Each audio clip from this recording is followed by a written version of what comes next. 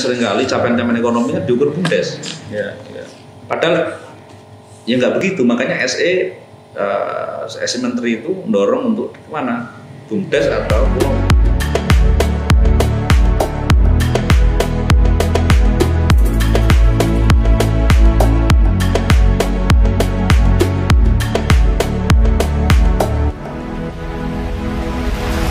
Salam komunitas, Assalamualaikum warahmatullahi wabarakatuh. Sahabat komunitas, lama tidak jumpa.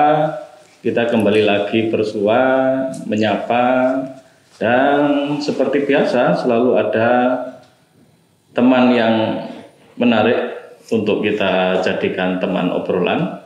Dan hari ini sudah datang bersama kita seorang aktivis, intelektual, penggerak juga, ya.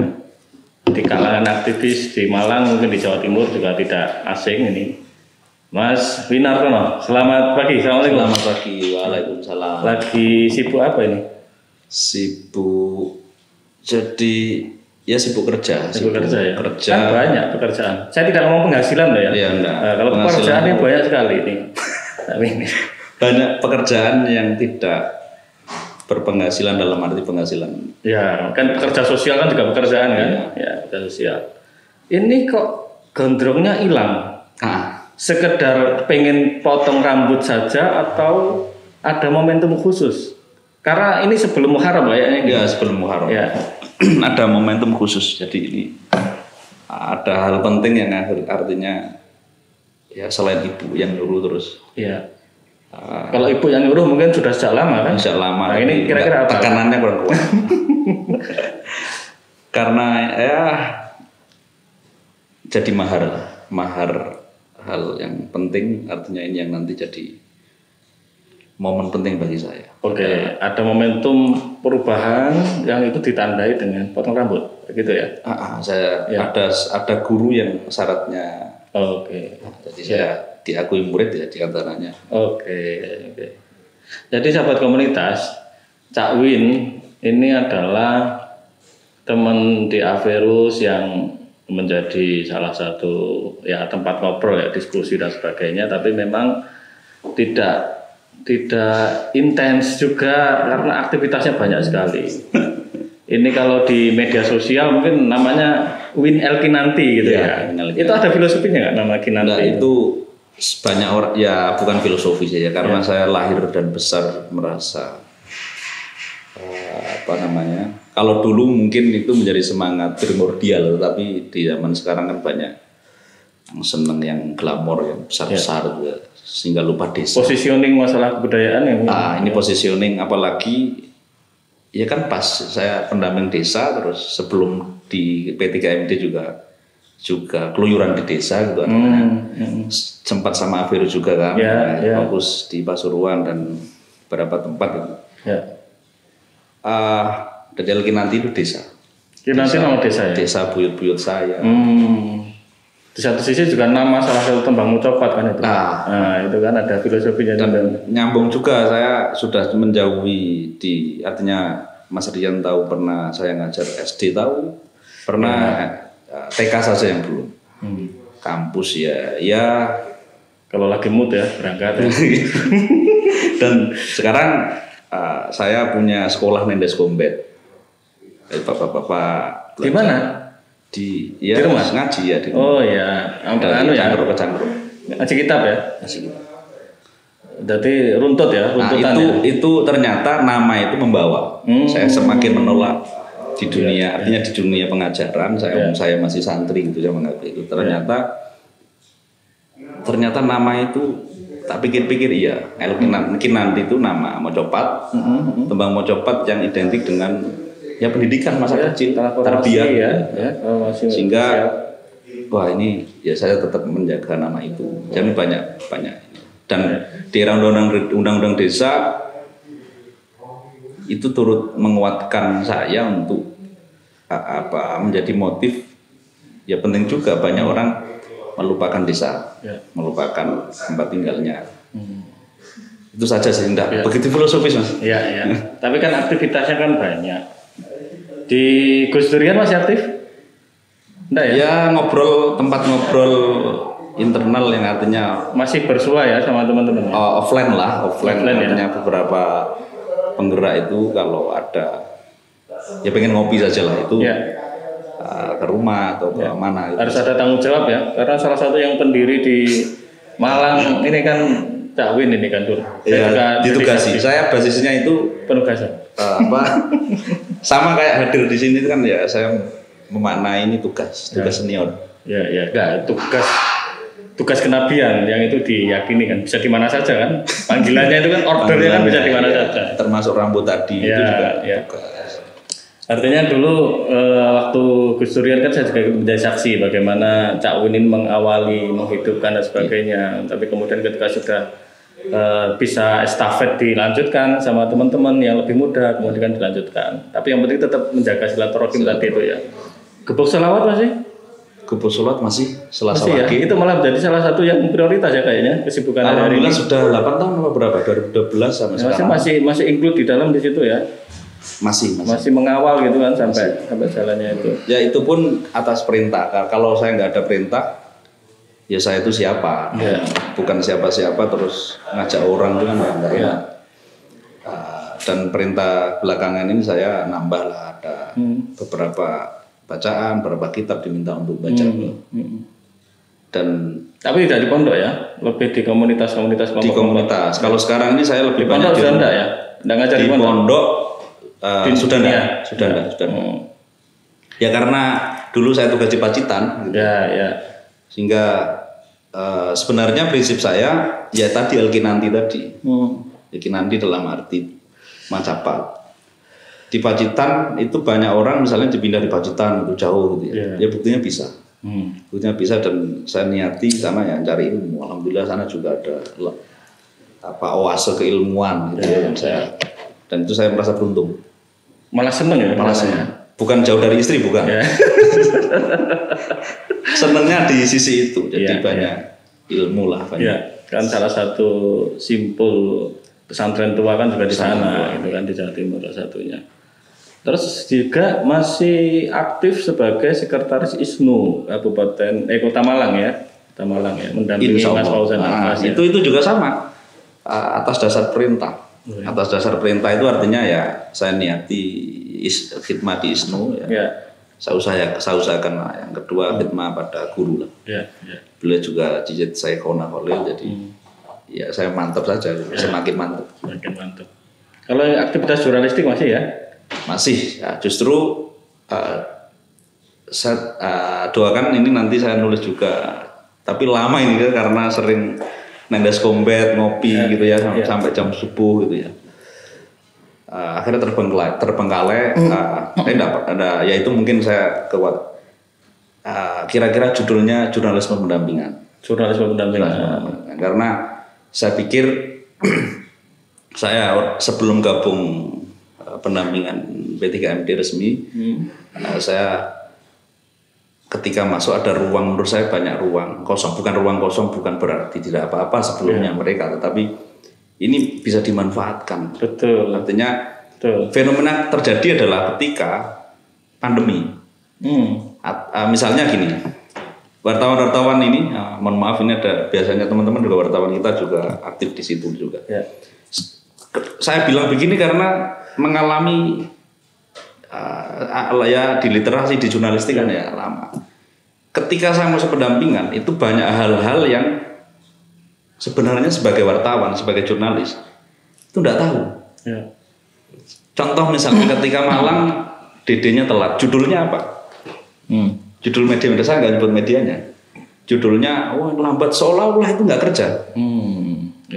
Nah, terus akhirnya ya mohon maaf saya ngakui bahwa bahkan jurnalis yang tahu banyak hal itu saya akui ya mungkin ada 1-2 yang jurnalis yang selain nulis regop gitu ya. Bahkan satu hal saja di soal pembangunan desa, perencanaan pembangunan desa saja misalnya RPJM dan itu kan ribet kalau nggak teliti gitu. Satu sisi itu dikemas menjadi berita yang paling trustnya masyarakat itu ya lewat media, bukan kata pendamping atau bukan kata kades. Ketika ada judul DD-nya molor, saya ragu dan saya agak yakin nih wartawan ini tahu nggak proses transfer perencanaan transfer terus mulai dari RKM sampai ke desa itu, sehingga saya ini penting. Satu sisi saya itu termasuk yang punya, kata teman-teman saya, punya penyakit, itu katanya penyakit itu makalah terkenal, yaitu makalah atau aforismanya Ibnu Athaillah, idfan wujudaka fi ardil humul. Diperjelas? Idfan wujudaka atau adfin wujudaka fi ardil humul. Pendemo atau tanamlah dirimu di dalam-dalamnya sehingga orang tidak tahu apa yang kau kerjakan. Nah, itu Mas Win banget kalau itu. Tapi akhirnya nyatanya dimanfaatkan. Akhirnya gini, itu juga tidak menjadi jawaban yang baik juga. Iya, kalau realitas sekarang itu ya. Apalagi kenapa muncul jurnalisme pendampingan itu karena kebetulan saya mulai dari jejak desa. Ketika masuk jejak-desa.com ya. Untuk mendorong teman-teman ayo nulis, mengabarkan. Karena apa? Kalau secara pribadi oke lah, ada orang kon riak gitu ya. Ya.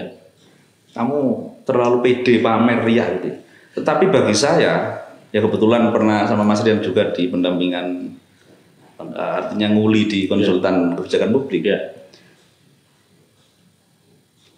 Kan ada dana publik itu dana yang mestinya proses sampai outputnya, outcome-nya itu kan diketahui publik. Nah, ketika kita gabung ke lembaga publik, digaji oleh anggaran publik, itu sudah gak ada istilah ria. Ada status pamer, itu sudah bagian dari syariat yang harus dilakukan. Itu justru wajib menurut saya. Betul. Karena ini yang mungkin banyak yang belum dilakukan oleh pemerintah. Atau orang yang bekerja membantu pemerintah. Itu saja sih. Artinya apa-apa ya tentu yang baik-baik gitu ya. Kita sampaikan bahwa baik mulai proses sampai itu yang diantara ruang kosong yang perlu saya merasa terpanggil untuk. Artinya panggilan kan, kerja jurnalistik itu panggilan. Di satu sisi ingin memberikan informasi yang memadai, berimbang. Di satu sisi juga panggilan, di sisi lain juga ada suara yang harus disuarakan, yang barangkali juga tidak tercover oleh media-media mainstream. Media mainstream yang banyak media tidak tahu. Ya wartawan bola, terus offset itu apa tidak tahu misalnya. Itu kan bermasalah terus nggak judul. Nah, problemnya sebenarnya nggak di situ, problemnya yang masyarakat agak percayai itu bukan pemain bolanya, medianya yang bermasalah itu. Nah, yang ketiga adalah ini era teknologi dan desa saatnya juga ambil bagian kampanye soal citizen journalism itu juga sudah lama, tapi kan jarang yang artinya menyuarakan desa menjadi subjek atau itu kurang. Dan menurut saya kira masih juga sudah banyak mungkin pendamping yang berpikiran begini atau ini sudah banyak. Karena memang citizen journalism itu tidak hanya berbekalkan kapasitas, tapi istiqomah, kontinuitas yang berat kan itu. Yang berat itu. Kadang-kadang kita sudah mendampingi sekali untuk proses citizen journalism, tapi keistiqomahan itu kan kita perlu formula khusus. Yang banyak yang bergabung di jurnalisme pendampingan. Teman-teman, ini hanya Malang aja atau Jawa Timur? Enggak, saya basicnya gini, saya enggak mau ngoyo. Siapa yang mau gitu kan? Siapa yang terpanggil? Dan itu potensi juga. Jadi gini, kalau dulu kita di Averus dampingi yang baik yang mulai volunteerism gitu, itu kan kita upaya double gitu ya. Masuk desa kamu siapa? Terus kepentingannya apa? Dicurigai itu banyak gitu ya. Belum tentu terima. Lah pendamping desa yang P3FD misalnya atau PKH atau yang lainnya gitu ya. Itu kan nggak ada alasan dicurigai. Wong sudah membawa kok. Artinya banyak privilege lah ya. Terus kemudian ruang itu mestinya dimanfaatkan. Lebih maksimal kerja seperti itu seharusnya. Kita berupaya membangun trust itu kalau di luar pendampingan yang luar pagar itu kan itu agak berat. Dan saya kira itu bisa, dan saya manfaatkan juga pas ada rakor pelatihan, ketemu PD PLD yang kelihatannya kok ada minat di situ. Ayo diajak. Kalau nggak mau media kita ya nggak apa-apa, yang penting spiritnya mengabarkan apa yang pendamping kerjakan atau desa punya keunikan gitu. Kan enggak berbayar itu. Saya sambil lalu ngumpul, ketemu pendamping dari mana gitu terus kita ajak. Sebenarnya kan bagi teman-teman yang melakukan kerja-kerja di lapangan itu kan sebenarnya kan banyak hal, pengalaman, ilmu yang menarik yang sebenarnya sangat sayang ada kata itu disimpan hanya menjadi pengalaman pribadi kan. Makanya itu kan sebenarnya ada panggilan di situ untuk menyuarakan, mendokumentasikan, menjadikan salah satu dalam beberapa tulisan itu saya atau ngobrol sampai dengan pendamping meyakinkan dia banyak mesti gini, saya nggak biasa nulis gitu. Memang saya biasa nulis, saya nggak nulis. Tapi saya bahkan dalam arti itu bebas. Secara definisi bebas. Literasi yang saya maksud, jurnalisme yang saya maksud itu bukan jurnalisme yang harus berita, bisa konten kreatif, bisa ada status tapi dengan desain dan formal, artinya ada kode etik tertentu. Itu pakai. Ada status tentang yang informatif gitu ya. Andai kan ini misalnya semua artinya tidak hanya pendamping desa ngomong, itu betapa media sosial ini juga dipenuhi juga menjadi imbang yang hoax atau yang bermanfaat itu. Pentingnya untuk memanfaatkan media untuk kerja-kerja jurnalisme itu ya. Kanalnya sementara di di jejak desa. Ada beberapa portal yang teman-teman yang punya portal lain ya kita saling support ya. Artinya ini sedang menjaring ya teman-teman yang memiliki panggilan juga untuk dikerja jurnalistik dalam satu identitas namanya jurnalisme pendampingan. Dan sebenarnya itu tidak beban. Tapi memang berat meyakinkan para pendamping yang kadang juga pendamping ini super mas. Meskipun oke lah ada oknum-oknum yang kerjanya sambil lalu gitu. Tapi saya anggap super. Bagaimana nggak super? Ada yang dengan beban yang begitu, ada beban yang di luar itu, misalnya beban pendampingan kita di situ. Tapi ketika contoh misalnya ada ngomong BLTDD, ada ngomong masker, ada macam-macam itu kan nggak mungkin pendamping hanya dampingi. Sampai sembarangnya bisa IO. Ketika ada program contoh misalnya saya lagi fokus punya tugas di Malang ini pendampingan tim konvergensi stunting desa. Itu kan nggak mungkin saya langsung ayo begini, itu nggak mungkin. Akhirnya ini kalau saya teruskan lama-kelamaan pendamping ada yang bisa pintar nyontek, ada yang pintar gitu. Ada program PKK misalnya. Realnya begitu. Saking in-depth-nya pendampingan ya. Jadi pendamping ini kayak di desa itu menurut saya kayak PKK. Apa saja itu dilakukan PKK kayak gitu. Meskipun ada penugasan formal. Padahal itu enggak tugas. Tugas formalnya enggak. Tapi panggilan-panggilan di lapangan itu akan banyak sekali. Jadi Cak Win ini sekarang adalah pendamping ahli ya, pendamping desa program P3MD yang ditugaskan di level kabupaten di bidang ISD, sosial dasar ya, layanan sosial dasar yang sebelum ditempatkan di Malang itu di Pacitan. Mulai Malang tahun berapa mas? Masuk Malang langsung di welcoming di bulan apa ini?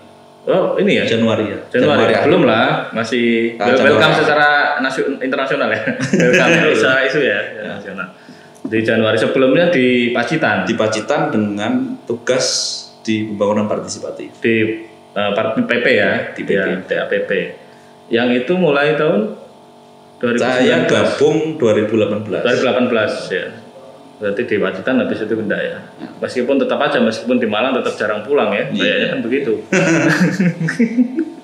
Nah, di Malang berarti sudah sejak Januari dan mengikuti betul proses hiruk pikuk pandemi dan beberapa ininya ya. Ini gimana proses yang sedang berjalan di desa-desa ini? Lancar ya BLTDD ya? Lancar. Kalau saya bilang lancar tentu meskipun di balik itu ada upaya perjuangan di masing-masing pihak desa, pendamping, ini all out lah gitu, karena ya banyak hal gitu. Sebenarnya nggak ada yang salah, misalnya ada telat, ada overlap gitu. kompleks karena kompleks artinya sejauh ini saya lihat pandemi kan kedaruratan, kebencanaan. Tetapi logika orang luar, saya yang di luar misalnya saya tidak jadi apa-apa. Kalau mau bencana kan nggak perlu ngomong pengadaan saja, nggak spesial kan kalau bencanaan. Tetapi bedanya kan bencana pandemi ini bencana yang kita menghadapi bencana masih bisa punya kesempatan ngopi, punya kesempatan ngetik, bisa kesempatan dengan format tertentu ya di physical distancing dan itu sehingga saya sendiri kadang lupa ketika fasilitasi teman-teman itu lupa kalau ini sebenarnya bencana kedarurat atau di masa daruratan yang logika administrasinya juga tentu harus beda juga. Harus beda. Ada musdes khusus dan kedaruratan lah ya, prinsip-prinsip kedaruratan itu. Ini diperpanjang ya berarti ya? Apanya? BLTDD-nya. 300.000 di 3 bulan berikutnya. Kalau secara nasional berita-berita yang muncul ada problem di data. Di Kabupaten Malang gimana? Ada problem di data? Aman ya. Enggak ada keterlambatan sedikit-sedikit itu kan ada problem yang problemnya teknokratik yang memang ya, kompleks ya, ada macam-macam kondisinya. Ada problem nggak ketika kemudian ini kan jaring pengaman sosial di pandemi ini kan banyak ya. Iya. Ada yang kemudian karena ada instrumen yang sangat optimal dimanfaatkan yaitu pemerintahan desa, dana desanya itu kemudian salah satu dimanfaatkan di situ. Iya. Problem datanya gimana? Nggak ruwet itu pendataannya? Tentu ruwet karena namanya aja bencana. Ya. Meskipun kita masih bisa ngopi, masih bisa. Ini belum distribusinya ya, datanya? Pendataannya saja. Jadi tentu ribet. Yang kedua, satu sumbernya secara regulasi itu diamanatkan, artinya yang resmi itu DTKS. Data terpadu kesejahteraan sosial dari Kemensos. Ini gawangannya Kemensos. Ya. Apapun mau swasta, mau lintas sektor, instrumen pembangunan juga merujuk di situ kan? Merujuk di situ menjadi pertimbangan dan ada PLTDD juga mau nggak mau harus ikut juga itu kan? Itu menjadi bahan. Ya, kalau di lapangan sampai ke musdes seperti itu. Nah itu kan saya lihat, saya fasilitasi, kebetulan saya juga di Malang artinya bareng-bareng. Ada lintas sektor itu minta data. Ketika saya lihat di komputernya admin itu, ini begitu berat gitu ya, satu bidang satu admin membawahi kebutuhan banyak sektor tadi. Sehingga makanya di Malang ya ruwetnya tentu di aksesnya itu kelihatan. Di antaranya misalnya ada overlapping. Akhirnya yang ngalah ya kita PLTDD ini baru dimandatkan ini. Terus ya apalagi kita yang punya data kan mereka, meskipun itu sebenarnya data publik gitu ya. Ya, data bersama, diakses bersama, jadi rujukan bersama juga kan. Dan akhirnya ada overlap ya, tinggal nanti ada berita acara terus. Overlapnya itu di data atau diproses serapan, di distribusi, penyaluran? Ya penyaluran itu kan apa kata data tadi? Logikanya kalau memang pendataan tadi data itu tersedia secara final, fix gitu ya, siap pakai di lapangan, itu mungkin agak memperkurang problem gitu, atau case di lapangan. Masalahnya kan DD dari Gus Menteri itu cepat kerja, memang pendamping diminta mendamping cepat. Desa ya alhamdulillah memang cepat, tapi ketika musdas kan bahan-bahan ini belum perlu basis data kan, berbasis data kan, sehingga ya itu sudah diukur, enggak apa-apa lah kita repot-repot sedikit gitu ya. Karena itu kan diupdate terus kan, periodik dalam kondisi normal tentunya itu kan diupdate setahun sekali ya. Ketika saya baca ini kenapa kok begini, saya fasilitasi ke Dinsos ke ini. Ya meskipun nanti ada unsur judulnya banyak kerja orang-orang itu saja itu oke lah gitu ya. Tetapi sayangnya itu belum tersistem, ya mungkin kalau hari ini ada aplikasi itu belum sampai rapi. Enggak, maksudnya begini, ini kan sesuatu yang sudah dipakai selama lama kan, tahun dari dulu. Dan ada update periode. Kemarin kan mungkin tidak terlalu ada banyak problem kan ketika karena ya sasaran dan yang lainnya, terus sorotan Oke. Nah, itu kan nggak ada gitu ya. Saya kira ada. Jadi proses update data ini maksudnya yang rutin atau di internal saya mestinya rutin. Ya, mestinya rutin. Seharusnya kalau sudah ada rujukan yang paling existing ya, paling terbaru yang kemudian dipakai untuk pandemi ini, seharusnya tidak ada masalah yang artinya kalau ataupun ada perluasan, ada itu kan enggak begitu banyak, mestinya begitu. Kalaupun ada kan ada ruang yang cukup legitimate di Musdes itu kan ditetapkan aja kan ya. Tapi di Malang sejauh ini masih enggak. Masih aman ya, tidak ada yang terlalu krusial. Karena di diskusi teman-teman juga di Averus kemarin beberapa tahun yang lalu itu ada satu kondisi di mana pada akhirnya kemudian penentuan sasaran dan sebagainya itu murni diputuskan di Musdes. Sehingga proporsi data itu menjadi semacam data sekunder akhirnya, karena kan ada proses yang mungkin karena pandemi dan ini musibah ini kan menjadi data kemiskinan kan jadi kacau sekali kan. Jadi kacau, banyak sekali orang miskin baru, banyak orang secara prioritas ya. Meskipun secara data tidak terbaca, secara prioritas dia memang diprioritaskan untuk dapat itu kan. Dan biasanya kita nggak bisa dorong, artinya aku tuh begini, karena ya namanya Kades, Pemdes itu yang masyarakat banyak pertimbangan, beda sama kepala dinas juklak juknis dilakukan beres. Kalau kepala desa bertemu langsung masyarakat, ini miskin begini itu bermasalah. Dan ketika ada di Kades yang ada mau mengalahkan, akhirnya banyak ya, ada juga yang gini, tidak sedikit yang lebih memilih masyarakatnya daripada data gitu ya. Saya bisa memahami kalau kemudian ada tumpang tindih ya, karena di DD dapat, di program bantuan yang lain juga dapat, itu pasti kemudian harus ada yang dikalahkan karena masalah akuntabilitas dan sebagainya kan, pemerataan keadilan sosial dan sebagainya, prinsip itu. Tapi ketika dalam definisi tadi itu di Musdes kemudian muncul beberapa hasil masukan atau aspirasi dari publik bahwa ini ada orang miskin baru dan sebagainya, itu tetap dianggap sebagai data kemiskinan atau tidak yang baru-baru tadi itu? Nah biasanya partnernya gini, kita ya itu repot, kita masih mainstream yang atau mata besar dalam pembangunan masih tetap teknokratis tadi, sehingga sampai jadi kita itu pinter banget sebenarnya bangsa kita, pinter banget sampai daerah bencana saja gitu. Itu masih mikir kira-kira dalilnya apa gitu. Ya, masih begitu ya. Nah, kalau saya mungkin agak ini pikiran nakal saya gitu ya. Bagus dong. Di proses itu mereka masih mencari legitimasi dalilnya mana gitu ya. Perbuknya macam-macam gitu ya. Tapi ya ini uniknya Kades itu agak sulit di situ, karena makanya ada Kades yang misal Kades yang strategis yang bintang teknisnya begini. Yang penting masyarakat itu ruh. Misalnya ini tidak masuk ini DTKS, ini Musdes nggak masuk ini, tapi secara akuntabilitas masyarakat ikut tahu gitu. Ikut sementing tahu. Akhirnya apa? Ya nanti kan ada pihak swasta itu intinya masyarakat itu kan nggak semua bilang ini dari mana gitu kan. Ya, ada yang begitu. Ada yang dapat, ada yang tidak dapat, ukurannya kan itu kan. Dapat, tetapi mereka mungkin pahamnya ini BLT karena BLT sudah kadang terkenal. Lebih terkenal dibandingkan BST. Iya. Gitu. Kan bertahun-tahun itu soalnya kan. Sehingga langsung akhir BLT gitu. Padahal ada juga yang tidak BLT karena untuk meredam tadi itu. Kalau ngikuti masyarakat terus administrasi dan itu kan ya berbahaya. Karena gini, betul. Saya balik masyarakat kita, masyarakat pemerintahan kita itu saya nggak ngakui. Makanya misalnya gini, ketika spirit pandemi saya mendorong ini darurat, maka ya ada spesial lah gitu. Artinya ada nuansa-nuansa ada.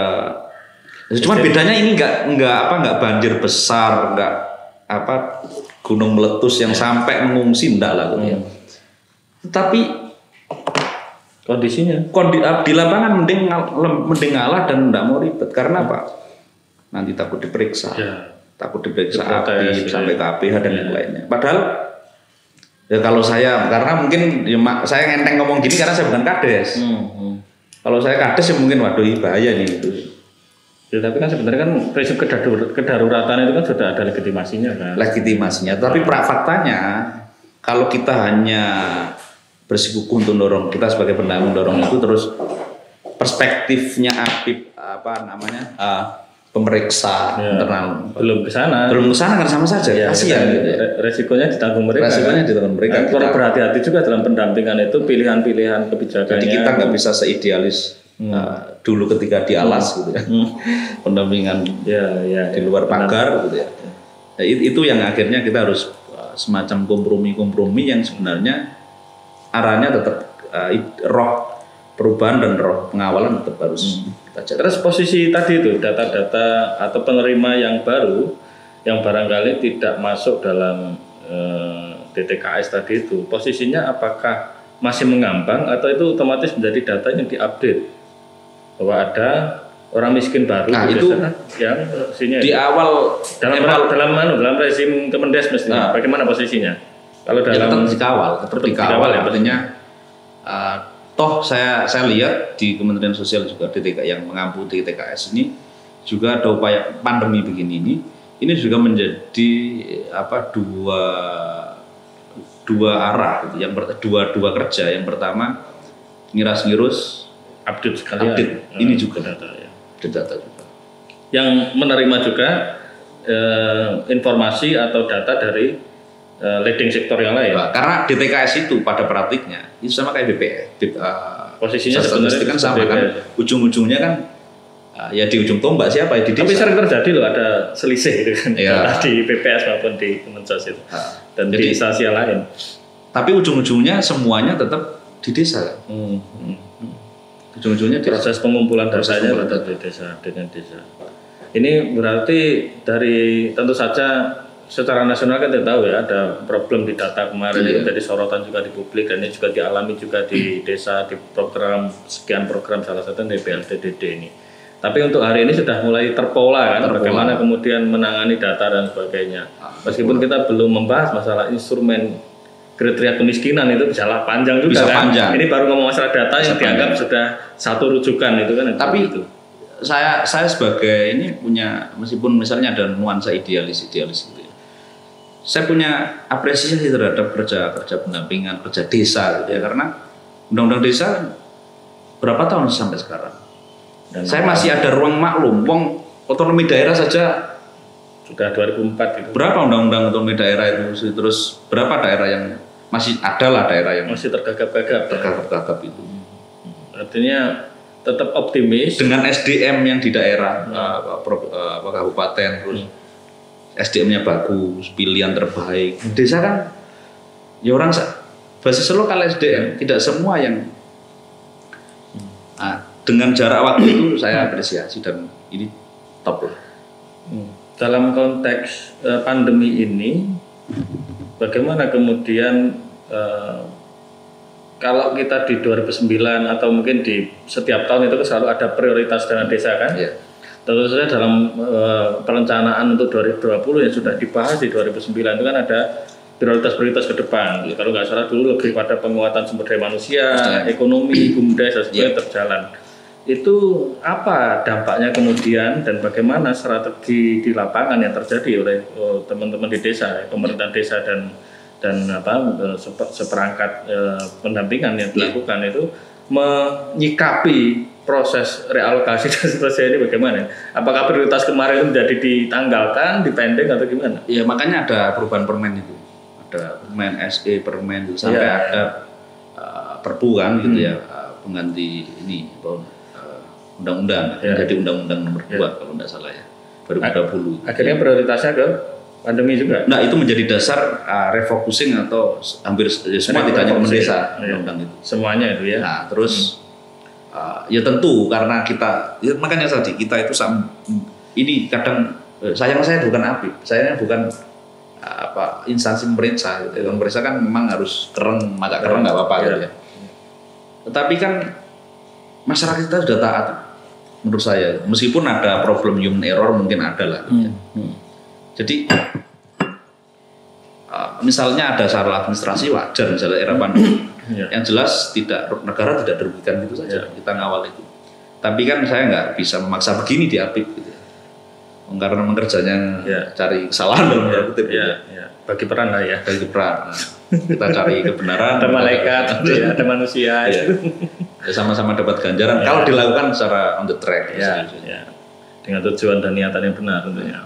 Akhirnya kan berbagai target yang sempat muncul di 2019 bahwa ada peningkatan SDM, ada lumayan lah, BUMDes sudah mulai muncul bergerak itu kan target 2020 ini kan harusnya Gus Menteri terus dari Kementerian Desa itu mensiasatinya gimana ini? Itu yang saya lihat kebijakan hidup yang dikalahkan adalah fisik, Mas.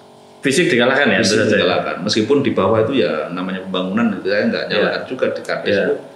Neka untuk rupo gitu ya. Kamu dapat apa gitu. Padahal tidaknya fisik kan pembangunan itu, dan ya mungkin secara pribadi saya sebagai pendamping ya ini banyak hal hikmahnya. Ya. Terus kemudian prioritas ekonominya gimana di desa ini? Nah itu termasuk kebijakan-kebijakan refocusing itu nanti sebisa mungkin, contoh misalnya ada masker, ada yang baru masker, ini kan ada muatan. Hubungannya masker kan untuk kesehatan maksudnya? Kesehatan. Oh, hubungannya dengan ekonomi gimana? Kementerian Desa dorong untuk masker ini bukan diswakelolakan lah, artinya tidak di pihak ketiga kan. Ini padat karya, tetap ada nuansa padat karya. Meskipun ada dalam teknis pendampingan tuh berbeda, ini ada PKTD padat karya tunai desa. Yang ini biasanya nyasar fisik, artinya sak fisiknya. Kemendes pengen dana ini benar-benar juga melibatkan masyarakat. Meskipun faktanya tidak semua desa yang ada yang milih gini. Ini kalau pakai padat karya. Ini agak molor, agak efisien. Ada tapi tahapan yang ribet juga kan itu. Nah, tapi nuansanya kan spiritnya kan memang spirit untuk uang itu berputar di desa. Dan masker itu nuansa itu kita Pak Gus Menteri dorong untuk itu dikelola oleh BUMDes. Kalau ada BUMDes. Dikelola BUMDes. Proses pengadaannya. Proses pengadaan. Atau produksinya? Iya, produksinya. Kalau dimungkinkan produksinya juga. Tapi kalau spiritnya yang jelas ekonomi desa. Nah, saya melihatnya dua ini kan. Meskipun ini juga seringkali capaian-capaian orang para ahli mungkin atau yang lain itu biasanya seringkali capaian-capaian ekonomi kan diukur BUMDes. Padahal ya nggak begitu, makanya SE Menteri itu mendorong untuk kemana? BUMDes atau kelompok atau intinya tidak harus BUMDes, melibatkan masyarakat. Mana yang siap ya? Yang penting melibatkan masyarakat itu. Kalau kita tahu dulu Mas Rian, saya diajari Mas Rian lah. Itu kan ada dua ekonomi, ada domestik bruto, PDRB sama yang PAD gitu kan ya. Nah, memahamkan untuk PDRB itu kan yang sulit. Desa yang bagus itu kan desa yang seolah-olah desa bagus gitu ya. Meskipun menjadi kanibal usaha-usaha mikro yang padahal yang terlibat itu berapa banyak orang. Nah, jadi tugas dalam konteks masker Gus Menteri dan jajarannya tentu itu sudah pas on the track. Tinggal nanti pengelolaan juga ini enggak sama-sama pentingnya. Jadi modal titik temu ya. Di era pandemi tapi juga ada aspek ekonomi yang bergerak itu ya. Apa program konkretnya itu untuk urusan masker itu? Konkret maksudnya? Maksudnya ada dialokasi khusus mungkin untuk produksi. Iya, ini didorong untuk itu. Refocusingnya ke sana. Masker yang kedua. Masker ini ada khusus ya? Maksudnya kan ini kan sebenarnya kan bukan mendefinisikan pasar ya, tapi ada demand yang kalau kita menghadapi pandemi ini new normal dan sebagainya, biar kita tetap bisa lanjut kehidupan ini dengan kenormalan baru, itu kan harus tetap masker pakai, cuci tangan dan sebagainya. Ada demand di desa yang kemudian itu dihandle oleh pemerintahan desa melalui program tadi itu. Artinya demand itu sebenarnya menjadi bukan demand ya, artinya kebutuhan. Kebutuhan ini tidak hanya bisa saja masyarakat tidak merasa butuh. Jadi saya lihat masker itu. Nah, apakah ada diwajibkan itu misalkan? Wajib ini. Wajib ya. Nah, ada target misalnya 1 orang berapa? Targetnya 1 orang 4. 1 orang 4. 1 orang 4, 2 dari dana desa. 2. Jadi kan demandnya kan terukur itu kan maksudnya. Terukur sehingga ketika kita arahkan ke ekonomi itu ada hitung-hitungan. Banyak yang. Pertama saya juga iskal, artinya kok dipaksakan gitu ya. Karena memang ini pandemi dan yang lainnya. Ternyata di lapangan saya ngalami sendiri itu masker dan tidak maskeran itu tidak soal punya duit atau tidak duit, punya terdampak terus BLTDD ini yang dapat BLTDD nggak kuat membayar ditunggu, tidak bukan hanya itu. Tetapi ini ada ruang campaign juga, artinya kan masih banyak yang jadi bukan soal nggak mampu. Saya mau atau tidak itu. Bahkan kita sendiri, mungkin Mas Rian ini beli masker enggak kan ya? artinya inilah sudah tepat pemerintah wajib hadir. Soal debatable di lapangan oke lah. Tapi pemerintah wajib hadir di sini. Karena meskipun hadirnya hanya mewajibkan itu protokol ini, tapi kan hadir. Dampaknya kan luar biasa. Ada transformasi di situ. Berarti kalau satu orang 4 masker jelas kebutuhannya jelas kan, yang kemudian daripada ini hanya sekedar pengadaan saja, bagaimana kemudian bisa sekaligus menggerakkan ekonomi itu ada. Arahkan tidak harus ke BUMDes ya. Tidak harus, tapi kalau bisa prioritasnya ke BUMDes. Kalau BUMDes berarti diarahkan ke produksi juga, tidak hanya. Ya makanya polanya masing-masing desa bisa beda-beda. Kalau ada yang siap produksi juga ya di desa. Ada. Saya pernah dapat cuplikan video itu desa nyetak masker dengan simbol Agustus itu. Nah, itu juga. Dan ini pas, SE ini sebenarnya pas kalau ya cuman yang enggak pas kan tinggal fasilitasi kita masing-masing ini sampai menjadi karena gini logikanya gini, sambatnya orang desa itu gini ketika saya keliling itu. Butuhnya masker sekarang. Tapi ngekek ini kok orang bingung kas misalnya. Ya kita pahamkan ya memang ini uang negara, uang publik kan nggak bisa langsung.